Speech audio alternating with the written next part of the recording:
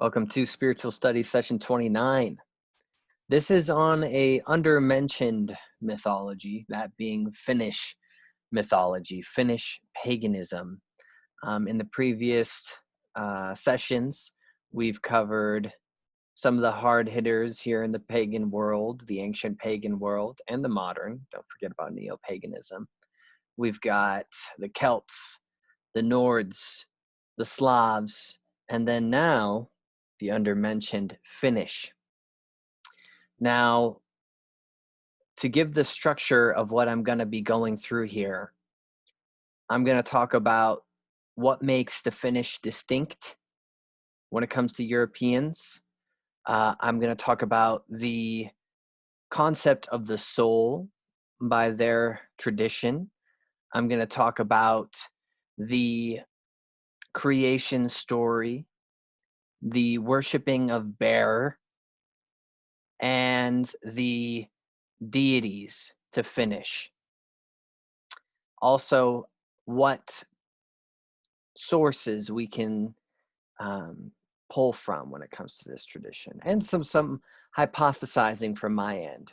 But to begin, we have to establish that the Finnish language, the Finnish people, are related to what is referred to as Uralic languages. This is a reference to the Ural Mountains. This is in Eastern Russia, modern-day Eastern Russia.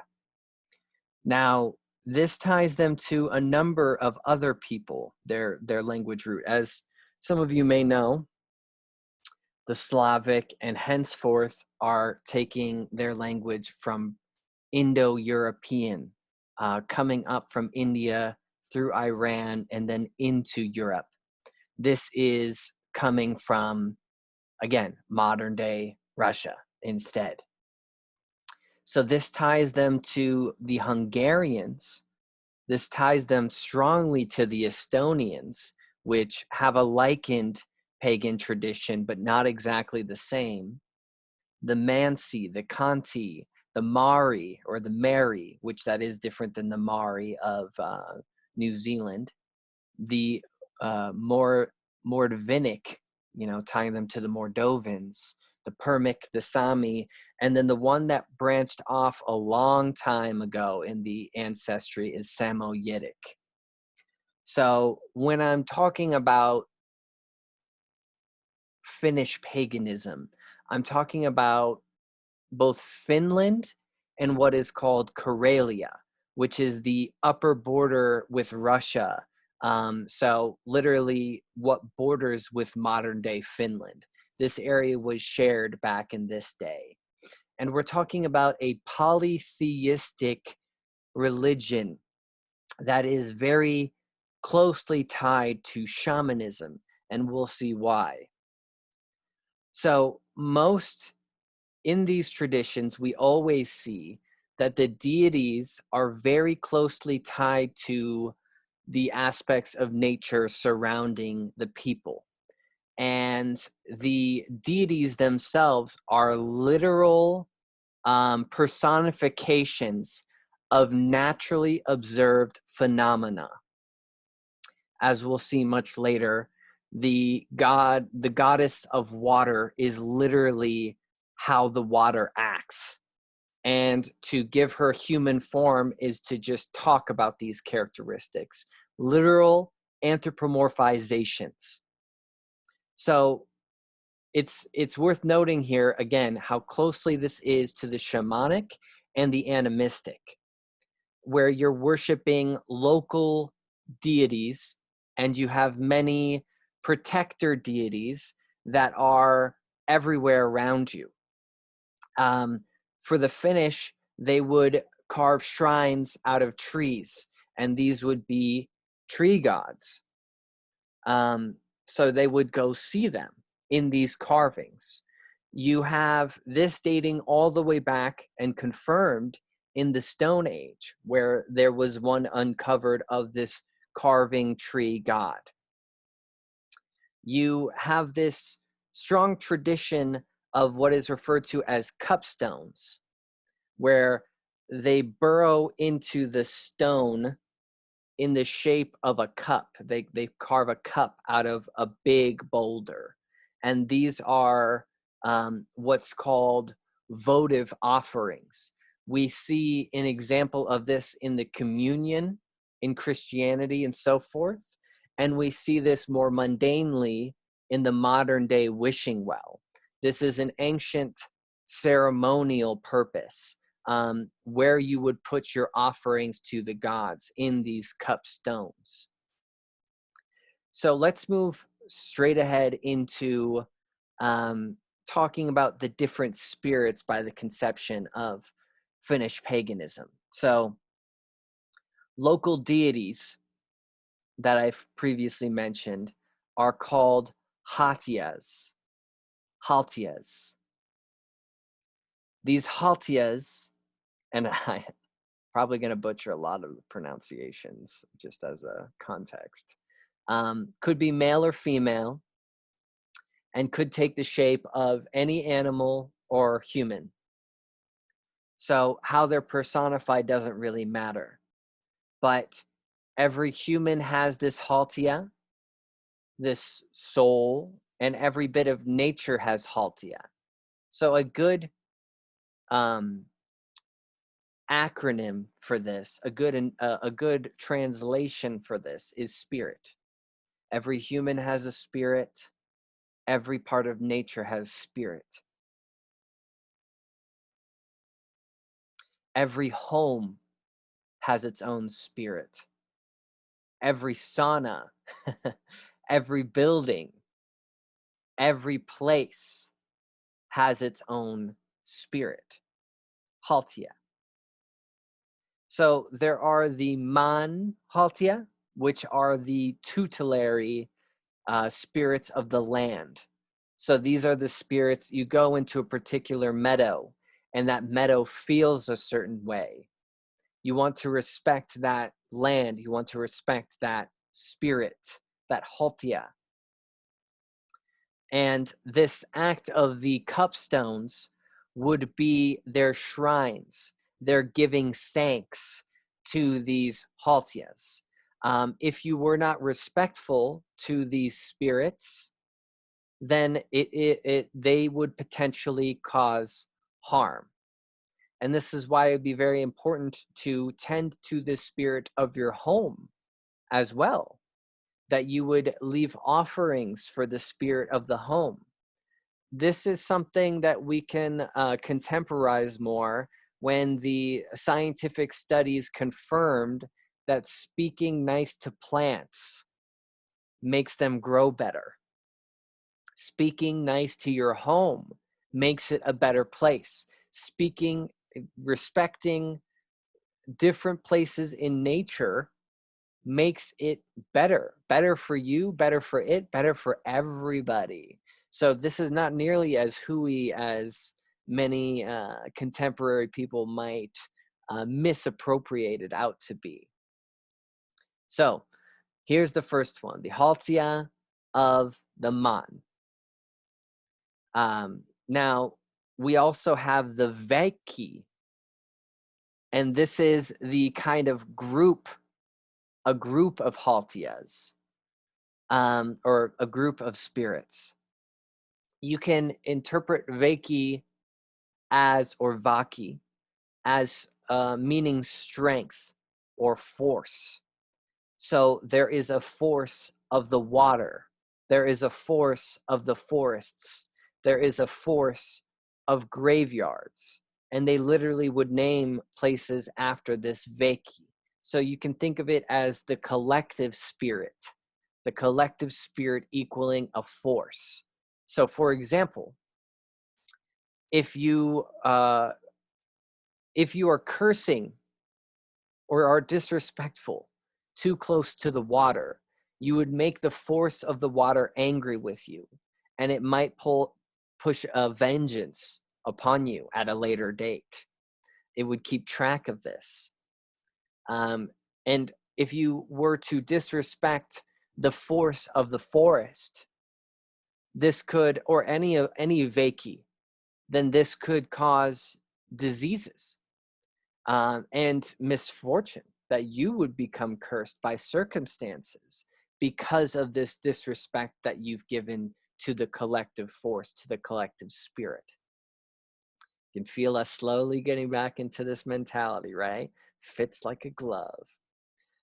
So the idea here is that not just if you disrespected things that you would get disease through this act, but that Vakis are misplaced, that they can attach to you as a person. And that since they're attached to you, they're being put in the wrong places, not where they belong. And so this has a lot to do with what is contemporarily called soul retrieval, soul displacement. This is coming back into the New Age, where by circumstances, you have taken on some of this Vaki, or have left a part of your soul somewhere else through trauma, what have you. And that this is something to bring to the shaman to separate out of you. And this could cause ill will upon you, depression, addictions, and so forth. So it didn't necessarily need to be very intentional. You know, to get back to the point of the force of the Vaki, the force of the collective spirit, you know, a very keen example of it would be fire itself. If you were burned too heavily by it, that might have traumatized you. And in which case, you took on some of its Vaki, and the fire took on some of your soul. And so in which case, this would make you traumatized, give you PTSD about being around it. And so you need to deal with that trauma, to speak more practically, or to speak in these more ancient manners, to return the lost portion of your soul and to return the Vaki to its natural home. And so to have a healthy environment is to have everything in its proper places. Illnesses are removed and prevented by sending the Vakis back to their right places, the forces, the spirits. Just as an example, to make this even more literalized, some places are a better place for you. Some ideologies of some places are better suited to you. You don't want to try to plant a willow in the desert. A willow tree wants to be in a marshy area. It wants to be near swamp. That's where it is meant to be. That's where it's happiest. And so let things be in their right places. This is very matter of fact. And so shamans in this way, and people, the people by extension, are returning things to their cosmic balance, returning things to their rightful places. This is why there's a taboo about taking certain stones off of beaches in Hawaii. And so this Vaki thing is something that we can learn a lot from, because diseases aren't just of the human body. They also can be a disease of the earth. They are synchronistic. They are mutually involved with each other. And this is something that we've long forgotten because we don't like the implications, but to poison the water is to poison ourselves. To think that we could create a trash heap of things and to poison the land, this harms us because of this syncretism, because of this force of spirit, because of this lack of respect, this Vaki. You know, ask any shaman in the world where we went wrong, and it's because we've divorced ourselves from the spirit. And of course, since we're talking about the Finnish here, then of course there is a Vaki for the sauna. The sauna steam was its own collective spirit, and this would heal you. But if you were to go into it with an open wound, then you could get that wound infected. This is an example of bringing something to its wrong place, of not understanding the Vaki spirit. So, in this way, we can immediately see how the ancient Finnish people were almost completely shamanistic, and they retained this order. And you still see with their relatives of the Uralic language tree that there still are shamans in Siberia, in Russia, that still hold this tradition of their own variety. And so everything in nature has an intelligence, has a home. Everything has Veki or haltia, as mentioned before. Nothing in the universe happens without it being caused by spirit in some way. It is the prima materia. It is the originator. It is the metaphysical nature that creates all physical phenomena. So in this way, to take it further, every person has many spirits. So let's dissect this a bit from the tradition here. This is where we're getting into the concept of the soul. Ooh. So we start with henki, what they call henki. And this is what we could translate into the Roman or Greek tradition as anima. This is your heartbeat. This is your body's aliveness. This is what goes away when your heart stops beating. This is your body's warmth. This is your life or your breath. And this is vitality, vita, anima, or what the Finnish call henki. So this is purely the spirit of your body being alive. This is your aliveness. And this can exist without any personality. It is the churning mechanism of your body. The pure functionality, the breath of life as it's been understood in different traditions. So henki was received as you were born and will leave as you die. To the Finnish language, the word for death, or one of the words for death, is literally to be henkiless, to be without henki, henkiton, I think. I don't want to try to pronounce a lot of these. So to be without this anima spirit. So there's your function aspect. The next one is itsi. And itsi can be received at the moment of birth or after the fact. And this is, lack of a better translation, the self, the personality, the persona. This is what makes you unique. This is your attitude, and this is another spirit.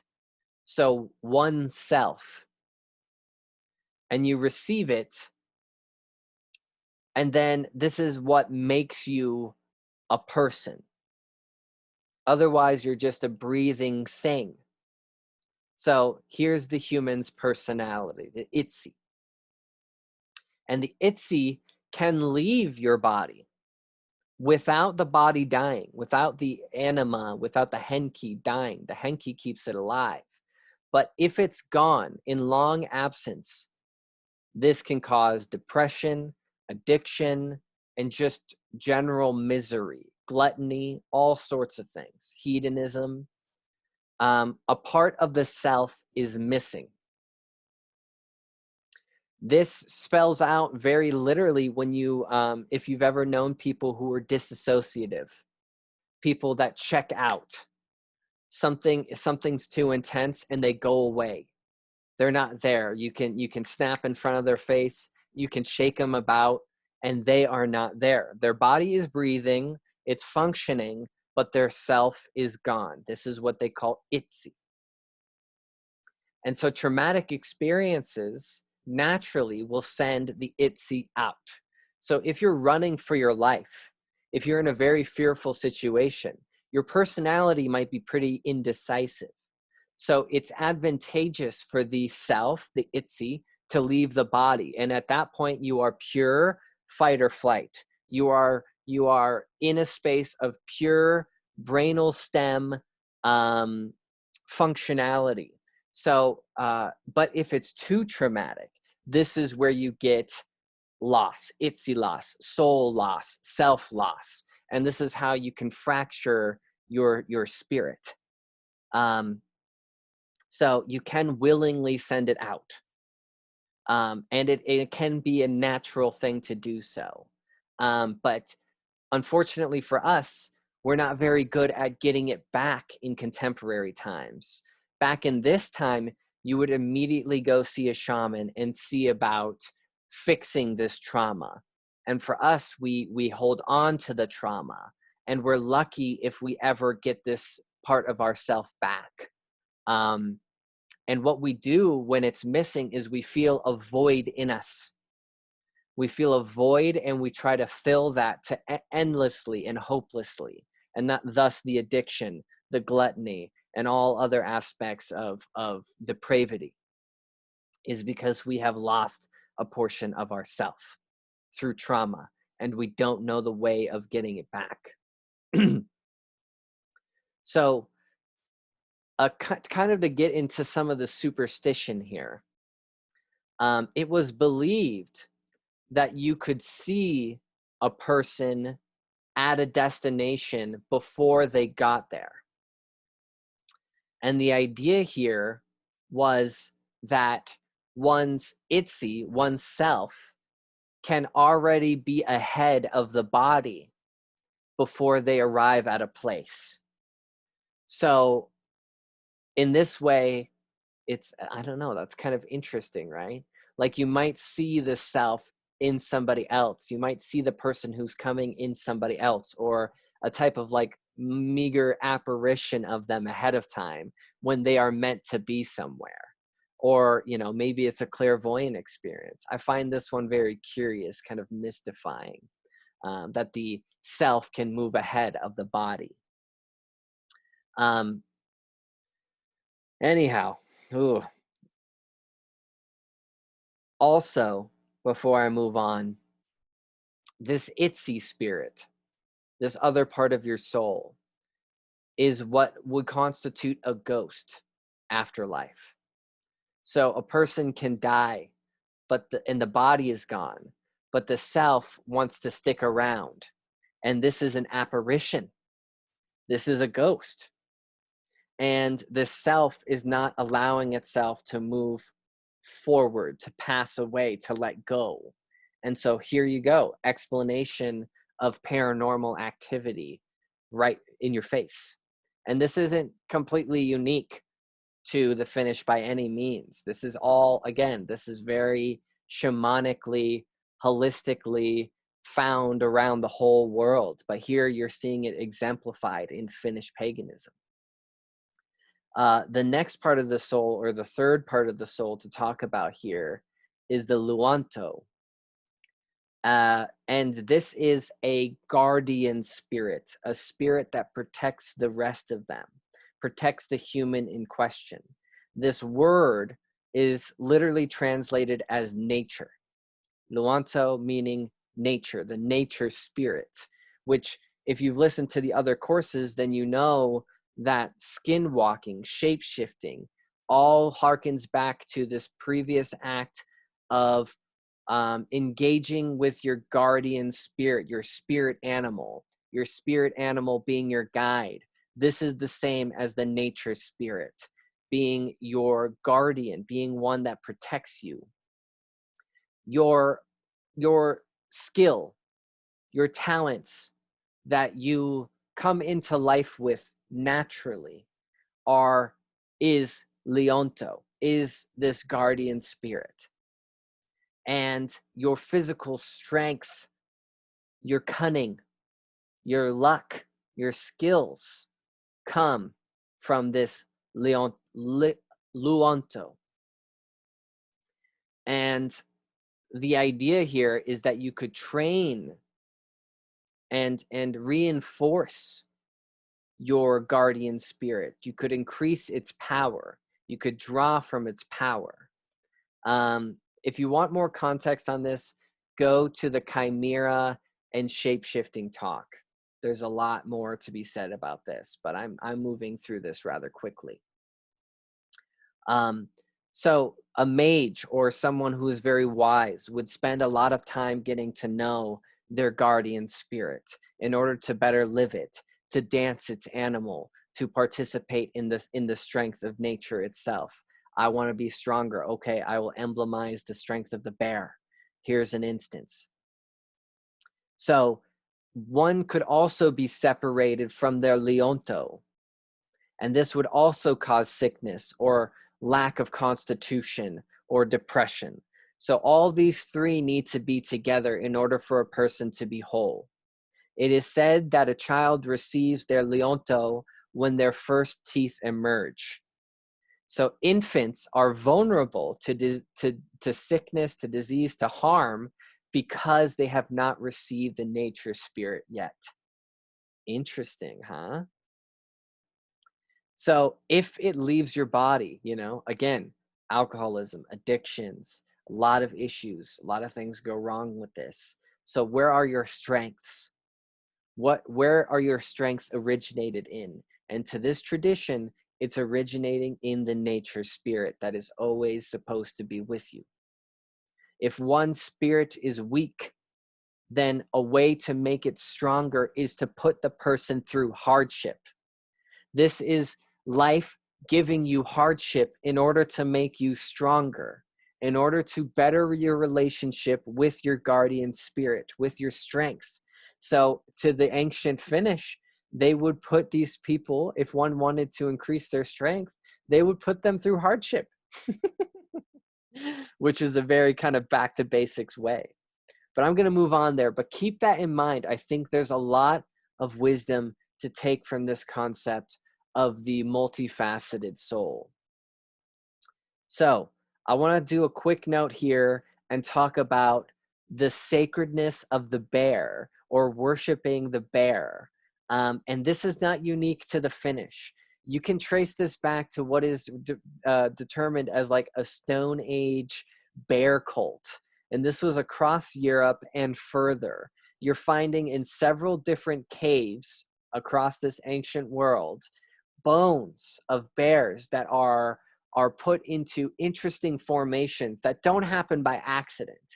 And so they point to this, and and assume reasonably that the Neanderthals and all of the Homo sapiens of the early days had reverence of the bear. This has a lot to do with drawing from the bear's strength. But in the Finnish, you see that they actually make the bear a cosmic entity, that the bear is literally brought down from Ursa Major in its creation stories, in its lore, to be a guide to man.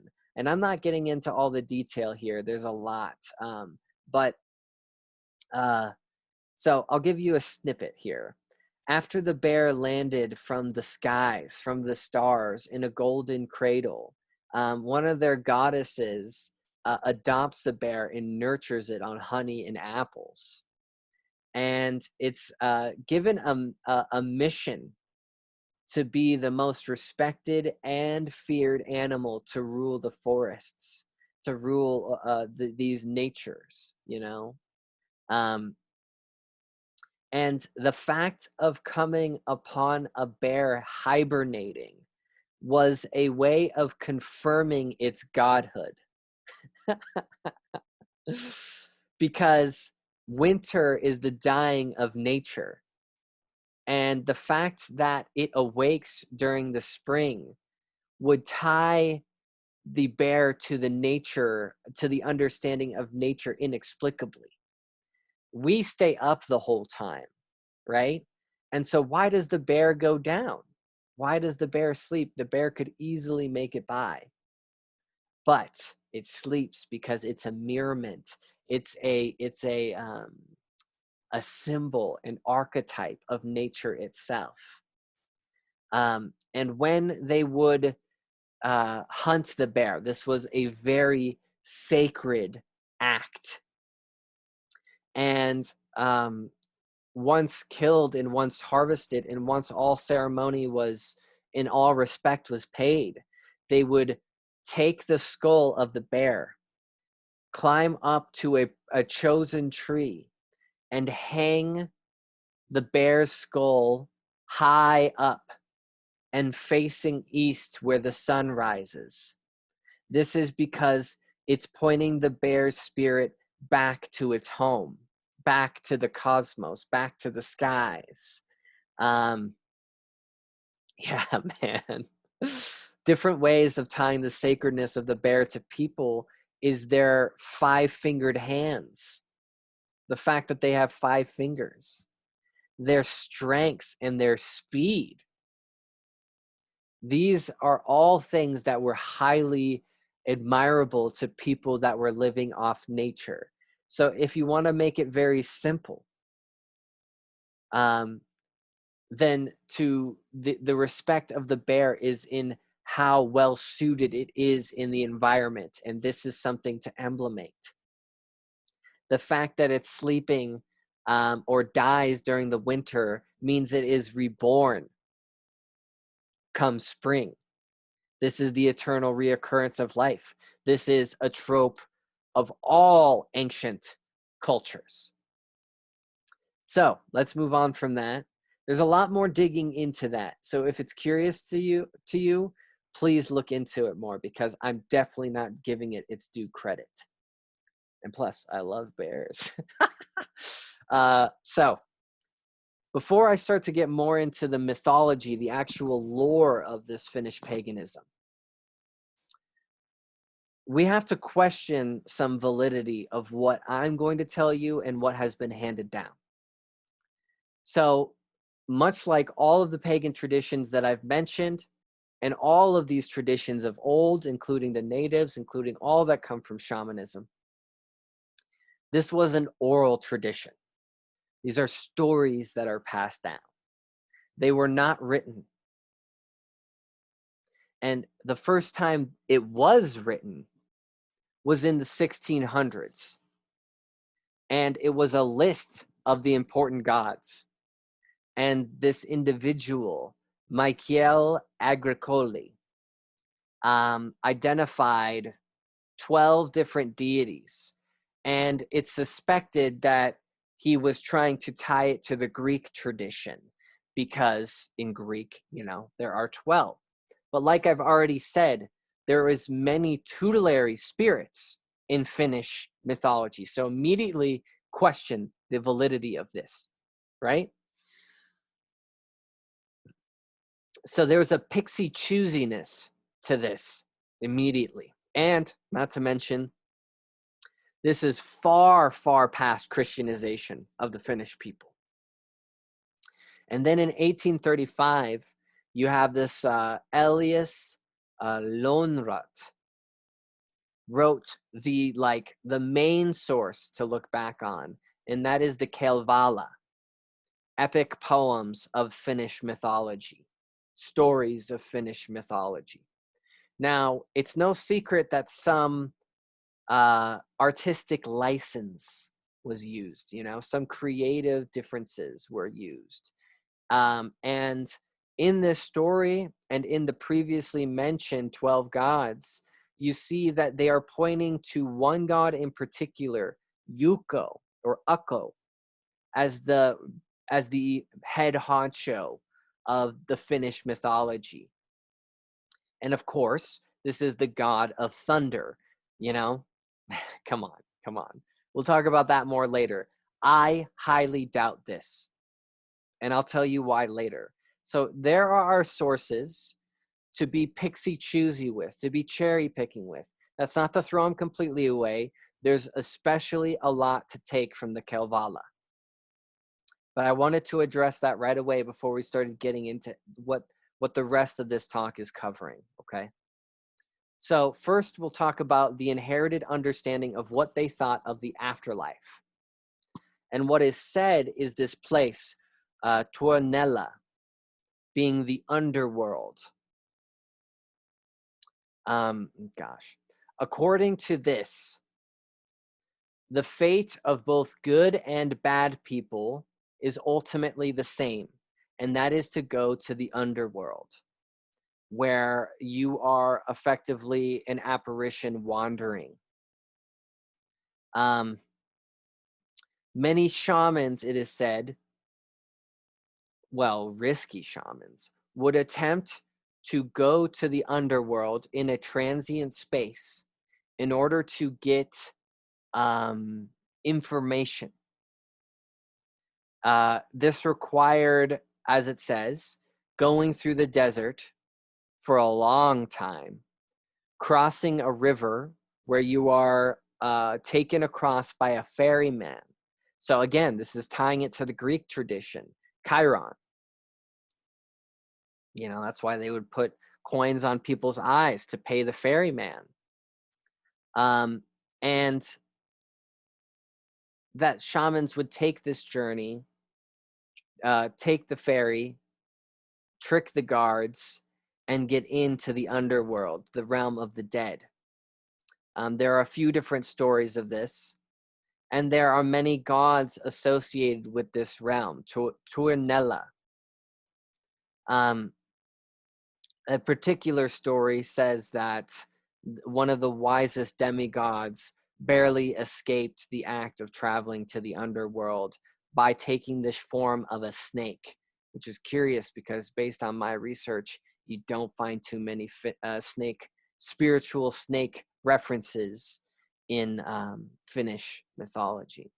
And I'm gonna say that I doubt this one later on. I'm gonna show it more because it seems to make it all about hell in a certain way, and that this isn't something to return to. You know, tying it to Hades, and in shamanic traditions across the world, they don't have a lot to say about the afterlife, other than certain differences would be that you can go to the upper realm or the lower realm, and the lower realm is not depicted as hell. Neither case is bad. There is no bad place in shamanic traditions. So I'm going to end it at that so that we can keep moving on.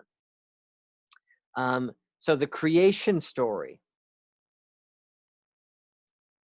I'll just start by giving, you know, the cliff notes of a creation story here. And this is based off the Kalevala. In the beginning, as it always starts, there was only Ilmatar,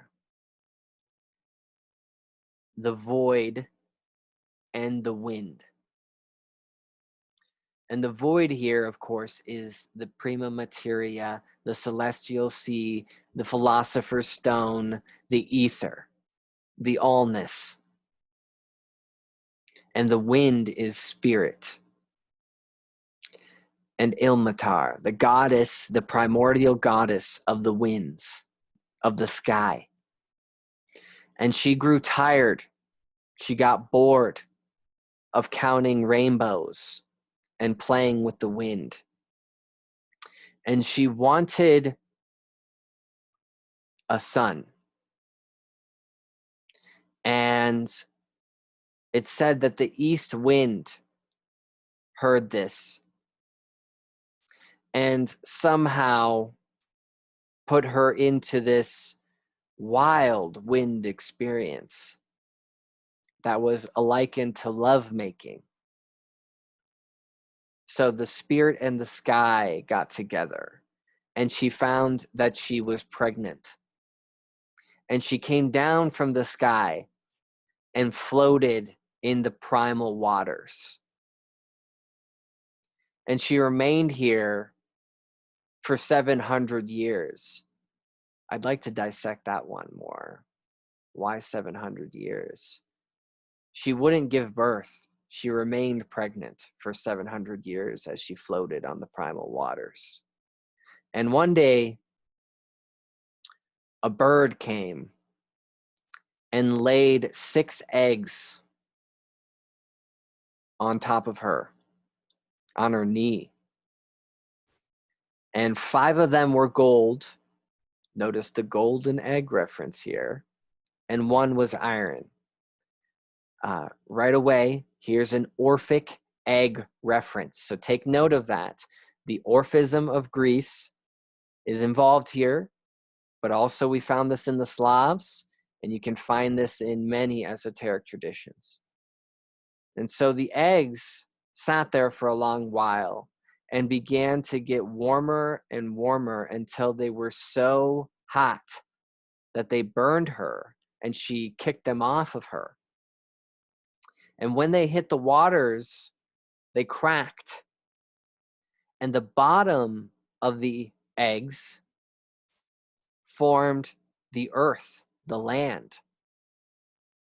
And the egg white became the moon and stars. And the yolk became the sun. So this is mixing 2 traditions here. The dismemberment myth, where the god creates everything out of their own body, and the Orphic egg mix. Curious. It is also said that the stars were made from the speckled aspects of the eggshell. And so the world was formed. And if you recall, I also said that there was an iron egg. The iron egg became a thundercloud. And here's the forming of the thunder god. But also, you know, it could be interpreted as the black, the darkness. You can't have the white without the black, right? So Ilmatar was basically got her wishes, right? And she is said to have continued to form creation. And finally, she gave birth. But since the baby had been in her for so long, the baby came out as a wise old man. Venamoinen. And this is a demigod. And Venamoinen, in his wisdom, was tired of being trapped. So he prayed to the great bear, Ursa Major, to the sky, and was able to escape and was born into the world. And later, he prayed again to the great bear, to Ursa Major. And a boy was sent down to earth with seeds. And this is what gave the barren land nature, what gave it greenery, what gave it life.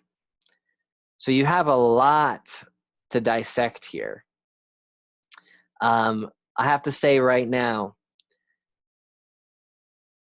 Tolkien's mythos, Lord of the Rings, the Silmarillion, the Hobbit, the whole universe that he created. You see multiple references here. For one, you can see that he took from Slavic, because in Slavic, Radagast was literally a god of Slavic paganism. But here it's more blatant. So this child born old wise man, Venamoinen, is a direct inspiration for Gandalf the Grey. And if you know your Lord of the Rings well, you know that the god of the Lord of the Rings universe is Ilúvatar. And here we have Ilmatar. And there's a lot of references in this cosmogony, in this creation story, to the act of singing. And again, if you're a true fan, you know that the creation of Arda, the creation of the world, was through the act of singing. Anyhow, that's just a little pop culture reference to you. So this stuff has been known, and Tolkien was definitely privy to this information. curious the part that the Great Bear plays in the creation story.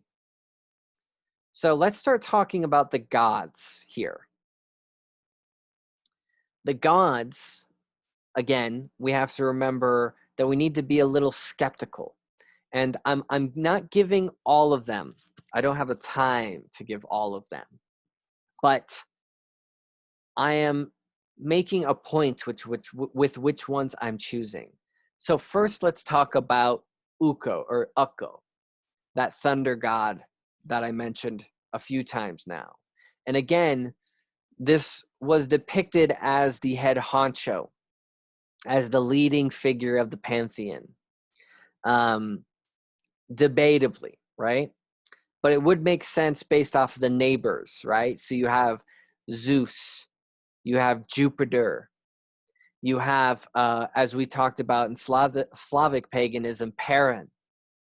And then you have, of course, the Norse god Thor, which we can see some blending between Norse and Finnish here in different names that are captured, Tuori being a mix of these two. So there definitely was conversations to be had amidst these different paganisms. So I'm not discounting it completely.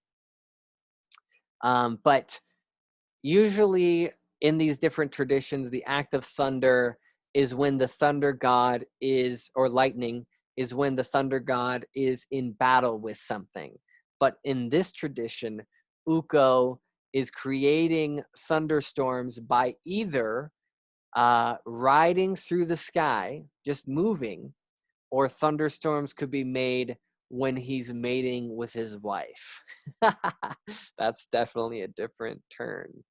And in all these cases, I can't say too much because we only have so much mythos to inherit here. But this god Ukko, is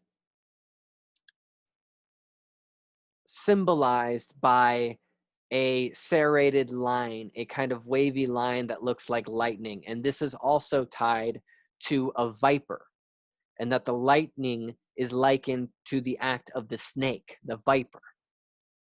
And so a curved up snake is kind of a literal symbol of the thunder or the lightning. And we find this way back in the Neolithic. You find these same carvings. So it's a question of how old these things go. And, you know, this evidence of Neolithic, megalithic, Paleolithic worship of bears is equally so for the worship of snakes. And you'll find this symbol not just amidst the Finnish mythology, but you find it in the Baltic and in the Estonians as well. So this use of the thunder god and this likeness to this symbol is a hearkening back to a very, very old tradition captured in its mythos. So when Ukko is, you know, the husband, then there has to be a wife. And if he is of the thunder, then his wife is Akka, and she is the goddess of the earth. So here is our mother earth, earth mother trope. Goddess of fertility, of course, representing the feminine side of nature, the divine feminine, named Meromanen, Mother Earth. And the act of the thunder hitting the earth is Ukko fertilizing the earth. This is the act of impregnation. And this might seem lewd or crude or somewhat vulgar, but there's a beauty to this, definitely, in understanding. So to understand her a bit further, I'm jumping a little bit out of Finnish mythology, and we're dipping into Sami myth here, which again, they're related through linguistics, through heritage. Just to see if we can understand more, since there's such a lack of source material in Finnish mythology. So in Sami myth, there is the Madaraka. which is the mother of the tribe, the goddess of women and children.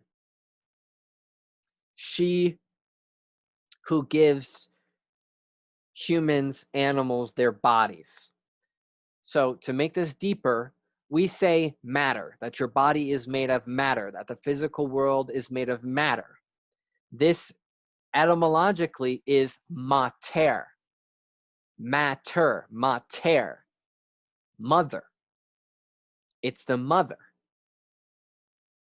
So this earth mother giving people their bodies, again, old, old, old wisdom. So all manner of women, maidens, mothers, and crones belong to the earth mother. And boys also belong to the earth mother, but they swap when they turn into men, which there's a whole initiation process there. There are 3 daughters of Mother Earth, Madaraka. There is Saraka, which is the goddess of fertility, menstruation, sexuality, childbirth, fertility, pregnancy, right? I mean, this is pretty standard across different paganisms. Then you have Juksaka, which means the Aka of the arrow. And this is the protector of children. And then you have Uksaka or Uksaka. And this is the one that shapes the fetus in the womb and assigns humans and animals their sexes. And then you have this last kind of anomalous one, because I said 3 children, but here I'm listing a 4th, and you'll see why. It's the Jabne Aka, which is the Aka of the dead. And this is the goddess of the underworld that soothes the spirits of dead babies. Children that were born dead and so forth. So in all these cases, you have an aspect of caringness, that you are cared for. And in this myth, you see that there's an afterlife of which they're cared for. So take that for note in comparison to the previously mentioned more hellish afterlife. So let's move on. Then there's the one that I talked about in the creation story, the Ilmatar, which you can't necessarily back this up etymologically, but I think it's very coincidental that you say Ilmatar, matar, mater, matter. So I just think this is like air mother, but breaking it down etymologically, it's ilma, which means air, and tar, which is kind of equivalent to saying ending a word in res in English. So there's the actress, right? The poetess, the priestess. So in this, it's like saying heiress, she who is of the air. She is also given another name by the people of Kalevala, which is Luinater, which is literally the female spirit of nature or the primal mother. And again, she is living in the beginning of creation in the primal waters and had hand in the act of creating all things, helped create the earth. So this trope goes into many, many, many traditions and really ties them to the Paleolithic goddess worship. You're seeing no big boy god in this creation story. So from what we have, we don't know what else this primordial goddess does in the mythology. It says that she's tending to creation. We might assume that she is still tending to creation. But likewise, we also don't hear anything else about that celestial bird that laid the eggs. But let's move on. Pavatar. And this is very unique to Finnish mythology. This is the goddess of the sun. In all other traditions I've seen, the sun is always a god in some form. This is the lady sun. And all manner of silver is of the sun. It says that she spins yarns of silver and weaves clothes out of them. And so when anyone was to work with silver, they would pay homage to Pevatar. And so accordingly to being the sun is supremely beautiful. So ruling over the light and ruling over life itself. Pevatar is beneficent, benevolent. And this is the deity that would be appropriated in Christianization to the Virgin Mary.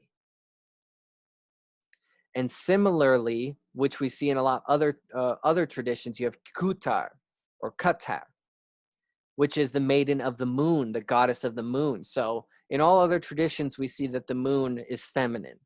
And this is equally true in Finnish mythology. Except here we see that she is associated with gold. And in the same way, she spins the yarns of gold and makes clothes out of them, is also supremely beautiful. And likewise, anyone who is to work with gold pays homage to Kutar, pays homage to the moon. So interesting note here, the sun and moon are feminine. The primordial mother is feminine, you know? Next is Kalma. And this is a lot worse. This is the death goddess, which is a trope that we see all across the world, which I'm likely going to talk about at some point in its own session. Her name literally means the stench of corpses. And I find, again, a coincidence, a syncretism, that Kalma sounds like Kali. Kalma, Kali. Just me here, you know, goddess of death and decay, destruction. So graveyards, Kalma, literally named graveyards in Finnish is Kalmisto. So she is said in the mythology to move on a vehicle of odors, much like a puff of smoke. Very, very abstract, almost poetic. I dig it. So her father is Tuni and Tunatar, which there's not too much information on the both of them, so I'm not going to mention them here, but they are husband and wife that both rule the afterlife. So in this case, it's done by two. It's not just Hades. It's not just Satan. There's a couple that rule the afterlife here. There's a mutuality here. Curious. And that Kalma was protected, this daughter was protected by Surma, a dog-like creature, literally named Death. Is this not like Cerberus? I mean, come on, come on. You don't just, I think you see this in the Zoroastrian tradition too, where in the underworld, there is a dog-like creature that protects. Just a curious I don't know how to answer that any deeper, but a curious, again, syncretism. So we also have Leovatar or Lovatar. She's given several different titles: Lovatar, Lovhatar, Lovhuatar, Lowi. And this is the sister of Kalma, and she's blind. She's the blind daughter of, you know, the husband and wife that rule the underworld. And she gives birth to all manner of disease. So she is the goddess of death and disease. And she gives birth to 9 diseases, 9 sons of disease. These diseases are consumption, colic, gout, rickets, ulcers, scabs, cancers, plagues, and then a 9th, which is a witch, which is said to be the worst of all and unnamed. And confusingly, I feel like this is a reference to envy. And that envy is the true disease of mankind. Again, very poetic, very, very significant. I love it. So nobody can leave the underworld except for these sisters and their kin, their offspring. So these diseases are what leave the underworld. So these things come from somewhere else. And there's an explanation for these diseases in this mythology. That is, again, very unique to them. We have a few left here. Tapio is the god of the forest and the ruler of game, and is homaged to by hunters. Is literally the personification of the forest. And mind you, the Finnish people rely completely on the forest for their livelihood. So this is a very important god. But confusingly, Tapio is also understood to be a goddess. So sometimes a man, sometimes a woman. In the woman form, it is said to entice hunters to staying in the woods overnight, and that she would appear beautiful, but if they saw her other side, they would realize that she's a rotten old stump. And the same with the god form. The god form, they would see the shape of the god in a fir tree, but then would only realize that from behind it was a gnarled old tree. So interesting, maybe a way of explaining strange experiences in the forest and the kind of faces sometimes that you can see in trees. And sometimes if you're out at night, you can see a silhouette that looks like a person. And this would be Tapio. Curious. And then interestingly enough, you have either his wife or his daughter-in-law. It's unclear, which is Meliki. And again, goddess of forest and hunt. And this is confusing, right? Contradicting. But she said, she is said to have participated, or in the mythos, she participates in the act of the creation of the bear, of bringing the bear down from Ursa Major. So a very imperative part in the mythology. And she protects cattle in the forest. She provides food for the people. She protects animals. She also gathers mushrooms and berries. She provides these things for the people. She heals. She heals the animals. She heals people. She gives people the knowledge of healing. Now, this is a very in-your-face reference to the ancient goddess tradition. The ancient women were healers, were gatherers, would protect the cattle. This is all in homage to the ancient world. Meliki is truly the personification of what women were in the ancient times. So they have retained this knowledge. And to them that know it for what it really is, they would know this to be the case. She understands agriculture so well. She understands healing herbs so well that women would go on into the Middle Ages providing midwifery and being all manner of doctor until, the scourge of Europe, the witch trials and burnings would rip this away from them. Interestingly enough, her name means luck. And there is a mountain on Venus named after her, Meliki Mons. Moving on, the goddess of water, Velamo, or Wellamo, depending. Water, lakes, seas. Her husband also rules the sea, Ati. But for whatever reason, she seems to get a predominance here. She is said to be tall and beautiful, that she provides good luck to fishermen, sailors, and the like. But she is also the one that conjures storms and waves.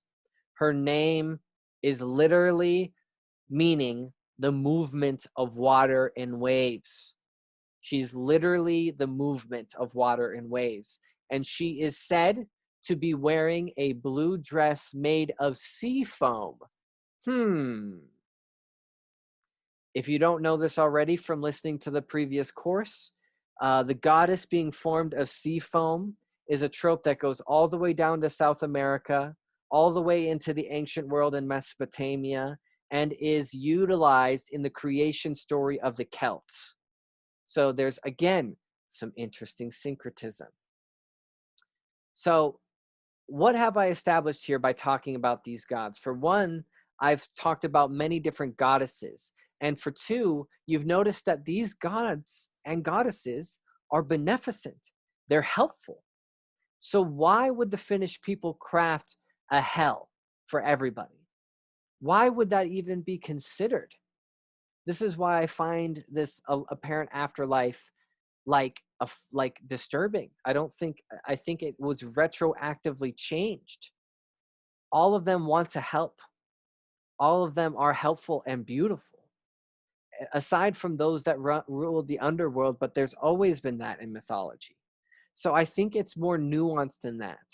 I think that we're retrospectively adding things from what Christianity wanted to see in it. I could be wrong, but it just seems that this is to the predominance of the goddesses is not only you know,